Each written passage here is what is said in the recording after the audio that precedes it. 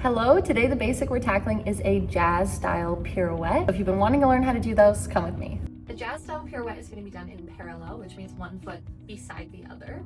To take a prep for a jazz pirouette, we are going to slide one foot behind the other and put it on its demi point. From the side, looks like this. Yes? So I'm still in my parallel position from the front, but I slide that foot back, demi point, so that I can take a nice plie on my front leg. All together, position looks like this. And I will say right off the bat that you want most of your weight to be on your front leg so that you don't have to make many adjustments when you take off with pirouette. From this position, what's gonna happen with your back leg is it's gonna feel like someone's pulling your knee up to snatch into this passe position. Again, from the side, it is like a tabletop. You could balance things here if you wanted to. My big toe, the inside of my big toe, is touching on the side of my knee. Really make sure that it doesn't float around. Physics will not like that. We really need to have contact so that you feel like you have one leg to balance on only and not the temptation of putting a second one on the ground. Again, that back leg, just from a side angle, is from my demi point, snatch. From my demi point, snatch. It's really kind of just a lever to take off. It's not doing a lot of work. The majority of the work is coming from the supporting leg that's in a nice plie, and then when I snatch this leg up, I'm going to stretch that knee as hard as I can and relevate up onto my demi point of that leg. Boom. Yes. So show from this side too so you can see my supporting leg better. Got a nice plie on my front leg, demi point kickstand in the back, and I'm going to snatch up underneath myself. The releve when you're doing a pirouette, and this is really for any pirouette, you need to think of it as a releve and not a rise. The quick difference between that is my leg is actually going to move a little bit when I go up onto it. I'm not drilling my toe into the ground and just staying exactly where it is because it has to come underneath my body. So unless I was prepped fully over on my front leg with nothing on my back leg, obviously all my weight is not going to be on that front leg. So we do have to make a small adjustment. Easier to see from this side that when I go up, I'm not going to my leg forward. I'm pulling my leg underneath me, maybe like an inch to go in to passe. Yes, that's what it'll allow me to actually balance. Whereas if I go forward to my leg, I'm gonna feel like I'm doing this. Drill that a couple times. We'll do 5 in each direction. From here, I'm gonna snatch up. 1, good, prepare. 2, good, prepare. 3, good, prepare. 4, prepare. 5. Good. Once you've got the hang of that, give your legs a shake. Around to the other side now so you can see what it looks like from this side, and we're going to keep drilling it 5 more times. We go. Snatch underneath ourselves. 1, prepare. 2, prepare.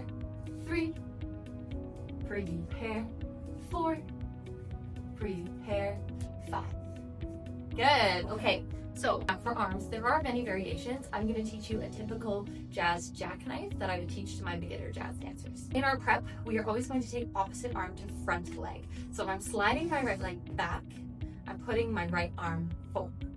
Yes, I like to think of them in opposition to each other like this. Boom, because sometimes opposites can get a little bit confusing. So if my left leg's in the front, right leg's in the front, or they're separating from each other to prepare. My other arm is just going to go straight out from my shoulder. Don't take it too high, don't take it too low. We really want to be completely in line with our shoulders here. Yes, when I pull up into my snatch position, I'm going to pull these arms into fists right in front of my chest. Yeah, so from here, I'm pulling in. The side looks like this, pull it in. Yeah, here, pull it in. So this arm, all it's doing is really coming in. This is the one that has to actually journey. Yeah, go. And this arm is going to give you a little bit of momentum because it's closing in the way that you're going to go. So it's time for the actual turn. That drill that we've been doing, you're just going to do the exact same thing. You're just going to toss on a head spot. So I'm going to show this slow motion. If I take off onto my demi point and turn, when I get to here, I should still be looking at the front actually. Yeah, because I'm noting the point that I'm going to come back to on the other side. If you take your head too soon, we can get very dizzy. So I'm noting my camera, okay? So then as I continue my turn around, I'm going to find my camera on the other side and come back around. All of that on demi point, of course. Yes, so really leave that head behind for a split second so you can look at what you're going to come around back to and then bring it around to finish. Yeah, let's drill that a couple times together. So opposite arm to front leg, or legs separating from the arm. And we're going to leave our head and take it. Yeah, one more time. Prepare, keeping that parallel when you snatch. Leave the head and take it. As you get more comfortable with that, you can add on multiple turns, which just means that you have to keep whipping your head around.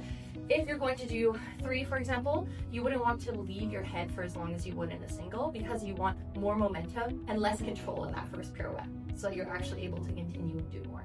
So once you're feeling comfortable with that, you can try for more than a single. You could try like a double or a triple pirouette. The logistics are the same. You're going to want to find that spot every single time you come around, except instead of just doing 1 head spot, you're going to be doing 2, for example. I hope that was helpful, and if you have any lingering questions, please drop them below and I will answer them. Happy turning!